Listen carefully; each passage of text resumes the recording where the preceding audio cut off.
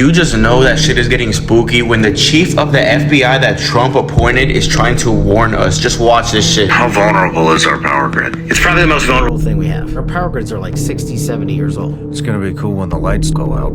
Exactly. And people are like, oh, that just happens in that movie Die Hard or something. Like, no. It's one, not that hard to shut off a power grid through a cyber attack. How vulnerable is it to outside attacks? It's big because once they hit it, we can't fix it fast. I mean, look, we just saw Paris during the Olympics just got blacked out. Ain't a coincidence. If the grid goes down, we'll eventually just ourselves out of desperation. There will be no food, there'll be no water, there'll be no medical, there'll be no communication. How likely is that method of attack, do you think? Something's gonna happen. And in the same way that Joe Rogan predicted the LA wildflowers months before it happened, imagine if something like this were actually occurring. Pretty sure they've been trying to warn us for years at this point. Seriously, watch this next shit. Large blackout affecting the entire or a large portion of the United States.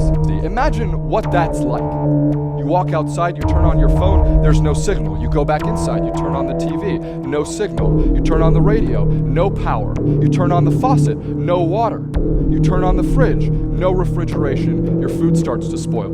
You walk outside, cars pile up, no street lights. Within 3 to 5 days, the food is gone from the grocery stores. And the trucks that the city counts on to resupply that food aren't coming. Within a week or two, the sewage system starts to overflow and contaminates what remains of the water supply, and people start getting cholera. Societal order starts to break down. There's mass evacuations. The emergency responders who during the first few days were desperately trying to evacuate people trapped in elevators have now left their positions like many did during Katrina to protect themselves and their own families. When the grid does go down, information is going to be the most powerful resource. Which is why I got one of these for everybody in my family. How to build your own water filter. How to make your own solar panel. To build your own water heater since it is the winter time. How to preserve fuel, make it last longer. Building traps and defenses against intruders. Entire DIY garden. Even how to make your own toilet paper. We all know that's the first thing that went during the pandemic. This book is something that all families should at least have one copy of, guys. The only thing is that we've already sold out once this month, so if you can see that orange link somewhere, they probably still have a few left for